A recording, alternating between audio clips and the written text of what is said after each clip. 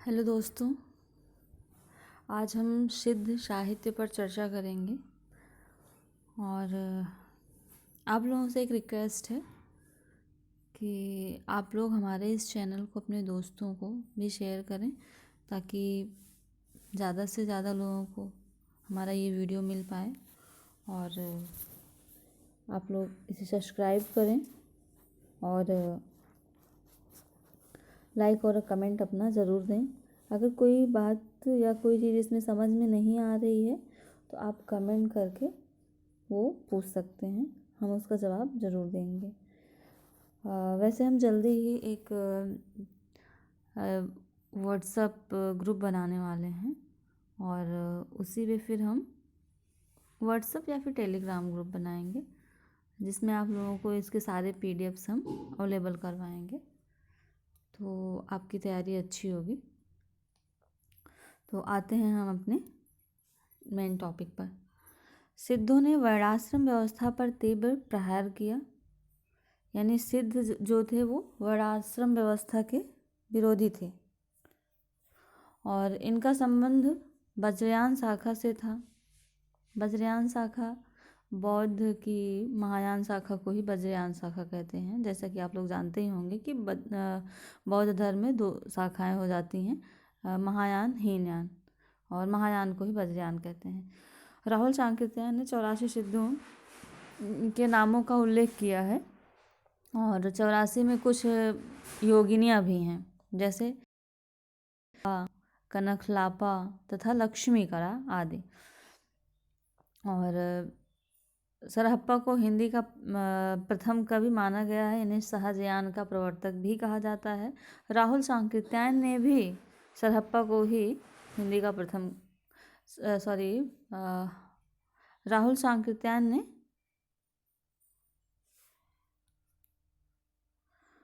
भी सरहप्पा को ही हिंदी का प्रथम कवि माना है। इन्हें सरोज वज्र, राहुल भद्र आदि नामों से भी जाना जाता है। मतलब सरहप्पा के और भी नाम है, जैसे सरोज वज्र हो गया, राहुल भद्र हो गया, सरहपाद हो गया। इन सब नामों से ये ब्राह्मण जाति के थे, और सरहपाद सिद्धों में सबसे पुराने हैं। चूँकि अब प्रथम कवि हैं तो पुराने होंगे ही। और सिद्धों ने बौद्ध धर्म के वज्रयान तत्व का प्रचार करने के लिए जो साहित्य जन भाषा में लिखा हुआ हिंदी के सिद्ध साहित्य की सीमा में आता है। अभी हमने आपको बताया कि बौद्ध धर्म यानी वज्रयान किसका है, महायान शाखा को ही वज्रयान शाखा कहते हैं। तो बौद्ध धर्म के प्रचार प्रसार के लिए जो भी ग्रंथ लिखे गए वो सिद्धों के सिद्ध साहित्य, उन्हें सिद्ध साहित्य कहा जाता है। ठीक। वज्रयान का केंद्र श्री पर्वत पर रहा। शाहजहानियों की भाषा का नाम संध्या भाषा था। सवाल आता है कि शाहजहानियों या फिर सिद्धों की भाषा क्या थी, तो संध्या भाषा थी। संध्या या संध्या। कुछ विद्वानों ने संध्या भाषा का अर्थ यह बताया है कि ऐसी भाषा जिसमें संध्या के समान प्रकाश और अंधकार का मिश्रण हो, यानी ज्ञान के आलोक से उसकी सारी बातें स्पष्ट हो जाती हैं। तो कुछ विद्वानों ने कहा कि संध्या भाषा का अर्थ अभिसंध या अभिप्राय युक्त वाणी है। पंडित विधुशेखर शास्त्री ने क्या कहा है कि मूल शब्द संध्या भाषा नहीं बल्कि संध्या भाषा रहा होगा। ठीक। इन्होंने वर्ड को ही चेंज किया है। और आगे का टॉपिक है जो वर्ण रत्नाकर। वर्ण रत्नाकर एक ग्रंथ है जिसके रचयिता ज्योतिश्वर ठाकुर हैं, और यह 14वीं शताब्दी में लिखा गया मैथिली ग्रंथ है। ये मैथिली भाषा में लिखा गया है, और इसमें सिद्धों के 84 नाम दिए गए हैं। ठीक। शाहजहानियों की संध्या भाषा का प्रभाव संत कवियों पर भी पड़ा। यानी जो सहज यानी थे उनका जो संध्या भाषा था वो सदुक्कड़ी टाइप का था, जिसे हमने बताया भी था ना पिछली वीडियो में कि संध्या भाषा पश्चिमी हिंदी को लेकर के था। जैसे पश्चिमी हिंदी का टोन होता है वैसे ही इसका भी था, और सेम वैसा ही सदुक्कड़ी भी रहा है, जो कि उलटवासी जैसे कबीर आदि की भाषाओं में मिलता है। तो उसी को यहाँ पे बताया जा रहा है कि शाहजहानियों की जो संध्या भाषा था उसका प्रभाव संत कवियों पर भी पड़ा, और वे उलटवासियाँ लिखने लगे। राहुल सांकृत्यायन ने सरहपाद का समय 769 बताया है। विनय तोष भट्टाचार्य ने सरहपाद का समय विक्रम संवत 690 बताया है। ये बहुत इम्पोर्टेंट नहीं है। इन्होंने 32 ग्रंथ लिखे हैं, और दोहा कोश इनका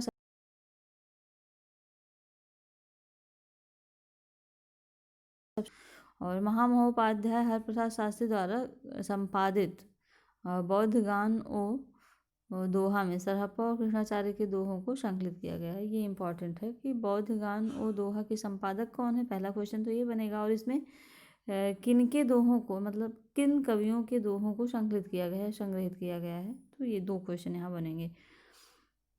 दूसरा, महामहोपाध्याय हरप्रसाद शास्त्री ने बौद्ध गान और दोहा में संग्रहित पुस्तकों की भाषा को प्राचीन बांग्ला कहा है। तो यहाँ भी पूछता है कि संग्रहित जो उसके पुस्तक हैं उनकी भाषा को महामहोपाध्याय शास्त्री ने क्या कहा है, तो प्राचीन बांग्ला कहा है। और दोहा कोश का संपादन किसने किया है, वहाँ दोहा कोश सरहपाद का था, उसके रचयिता सरहपाद है। संपादक कौन है, तो प्रबोध चंद्र बागची। यहाँ संपादक भी पूछता है, तो ये भी इम्पोर्टेंट है यहाँ पे।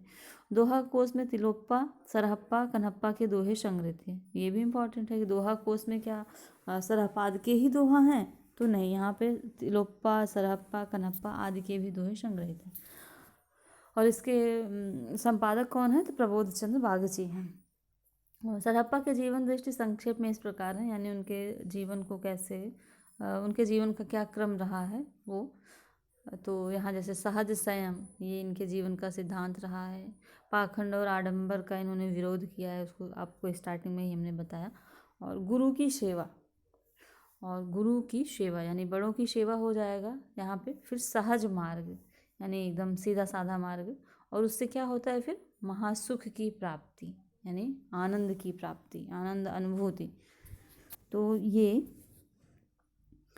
बच्चन सिंह ने कहा है कि आक्रोश की भाषा का पहला प्रयोग सरहप्पा में ही दिखाई देता है। ये स्टेटमेंट है बच्चन सिंह का, तो स्टेटमेंट पूछा जाता है, तो इसे याद रखिएगा कि आक्रोश की भाषा का पहला प्रयोग सरहप्पा में ही दिखाई देता है। या किसका कथन है, तो बच्चन सिंह का है। सिद्धों की भाषा को संध्या भाषा का नाम मुनिदत्त और अद्वैय वज्र ने दिया। तो यहाँ ये भी इम्पॉर्टेंट हो जाता है, तो आप ये भी याद रखिएगा कि संध्या भाषा किसने कहा है, तो मुनिदत्त और अद्वैय वज्र ने कहा है। सबरप्पा सरहप्पा के शिष्य तथा लुईपाद के गुरु थे। जो सबरप्पा हैं, इनके सबरप्पा के गुरु कौन थे, तो सरहपाद थे। सरहपाद के शिष्य सबरप्पा आए, और सबरप्पा के शिष्य लुईपाद आएंगे। तो सबरप्पा चूँकि ये सबरों के साथ रहते थे और उनकी वेशभूषा में रहते थे, इसलिए इनका नाम सबरप्पा पड़ा। और ये क्षत्रिय कुल में 780 सन में जन्म हुआ इनका। और इनकी प्रसिद्ध ग्रंथ कौन है, चर्यापद है। ये बहुत इंपॉर्टेंट है यहाँ पे कि चर्यापद पूछा जाता है, किसकी है, तो सबरप्पा की है। चर्यापद एक प्रकार का गीत है, ये भी क्वेश्चन बनता है यहाँ पे कि चर्यापद किस प्रकार का है, दोहा टाइप का है या गीत है या प्रबंध काव्य है। ऐसे 2-4 ऑप्शन दे देगा, तो ये एक प्रकार का गीत है जो अनुष्ठानों के समय गाया जाता है। चर्यापद संध्या भाषा के दृष्टिकूट में लिखी गई है, जिसके दोहरे अर्थ होते हैं। यहाँ देखिए, संध्या भाषा का मतलब क्या होता है कि दोहरा अर्थ होना। जैसे कबीर की वाणी अगर देखेंगे तो वहाँ पे आपको द्व्यर्थक मिलता है, एक जो है उस परमात्मा के संदर्भ में और एक इस जगत के संदर्भ में, तो द्व्यर्थक होता है यहाँ पे। सिद्ध साहित्य में दोहा कोश की रचना परिनिष्ठित अपभ्रंश में हुई और चर्यापदों की अवहट्ट में। यहाँ पे क्या हो रहा है कि दोहा कोश का किस भाषा में हुआ है, तो परिनिष्ठित अपभ्रंश में हुआ है। परिनिष्ठित अपभ्रंश यानी मानक अपभ्रंश रहा होगा उस टाइम का, और चर्यापद का अवहट्ट में हुआ है। सिद्धों का दोहा और चर्यापद संत साहित्य में, सिद्धों का दोहा और चर्यापद शब्द में किंचित रूपांतरित हो गया। यानी क्या कह रहा है यहाँ पे कि जो सिद्धों का दोहा है और चर्यापद है, दोहा को साखी और चर्यापद को शब्दी, क्योंकि दोहा जो है वो दोहे की तरह लिखा गया होगा। जैसे कबीरदास की है साखी शब्द रमैनी, तो उनकी अगर साखी देखोगे तो वो दोहा में है, और चर्यापद अगर देखोगे तो वो कैसा है, पदों में है, यानी गीत टाइप का है। तो चर्यापद यहाँ पे शब्द के रूप में है। लुईप्पा का जन्म राजा धर्मपाल के शासनकाल में 773 ईस्वी में एक कायस्थ परिवार में हुआ था। यानी लुईप्पा जो है ये धर्मपाल के शासनकाल में हुए थे। राजा से पूछ लेगा, और किस परिवार में, तो कायस्थ परिवार में। लुइप्पा जो है सबरपा के शिष्य थे, यानी लुइप्पा के गुरु कौन थे, सबरपा थे।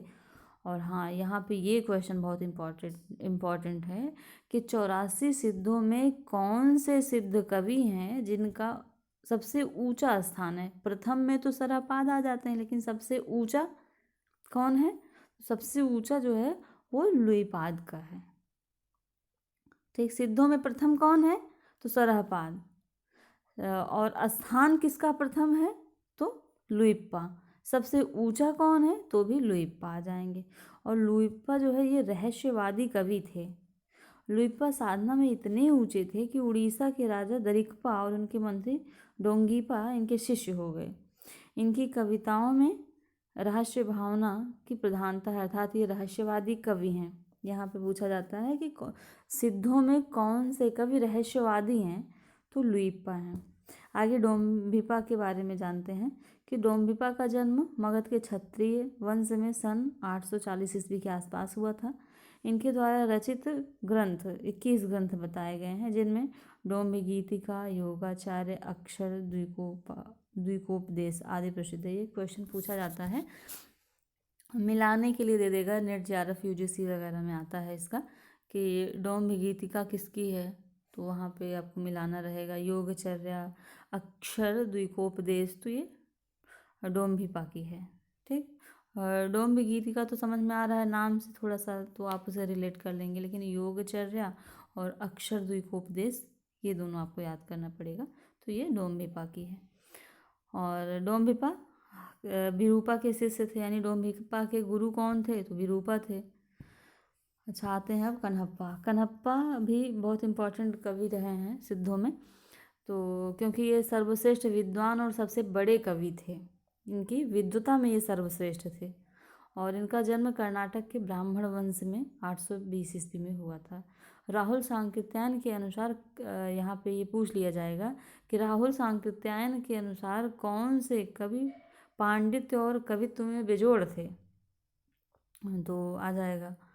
या फिर कन्हप्पा पांडित्य और कवित्व में बेजोड़ थे, या किसका कथन है, या ये किस विद्वान ने माना है, तो राहुल सांकृत्यायन। तो दो तरीके से यहाँ क्वेश्चन बन सकता है। कन्हप्पा जो है बिहार के सोमपुर स्थान पर रहते थे और जलंधरप्पा को अपना गुरु बनाया था, यानी कन्हप्पा के गुरु कौन थे, जलंधरप्पा थे। ठीक, ये कहाँ रहते थे, तो बिहार में रहते थे। इन्होंने शास्त्रीय रूढ़ियों का खंडन किया। सवाल बन सकता है कि शास्त्रीय रूढ़ियों का खंडन किसने किया, तो कन्हप्पा ने किया। कुकुरिप्पा के गुरु चरपटिया थे। यहाँ कुकुरिप्पा के गुरु कौन थे, चरपटिया। नाम भी थोड़ा अजीब है, याद हो जाएगा कि कुकुरिप्पा चरपटिया आराम से याद हो जाएगा। आगे देखिए, यहाँ कुकुरिप्पा कपिलवस्तु के ब्राह्मण थे। इन्होंने 16 ग्रंथों की रचना की। अब हम सहजयान के बारे में कुछ इम्पॉर्टेंट पॉइंट्स जान लेते हैं, जो कि बहुत ही इम्पॉर्टेंट है, तो आप लोग इसे सुन लीजिए।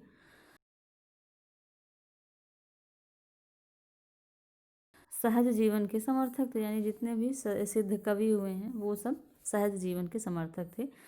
सिद्ध जीवन पर, यानी सिद्धों के जीवन पर कार्य करने का सबसे बड़ा योगदान किसका योगदान है, तो राहुल सांकृत्यायन ने उन पर बहुत ही अच्छा रिसर्च किया है, बहुत ही ज़्यादा रिसर्च किया है।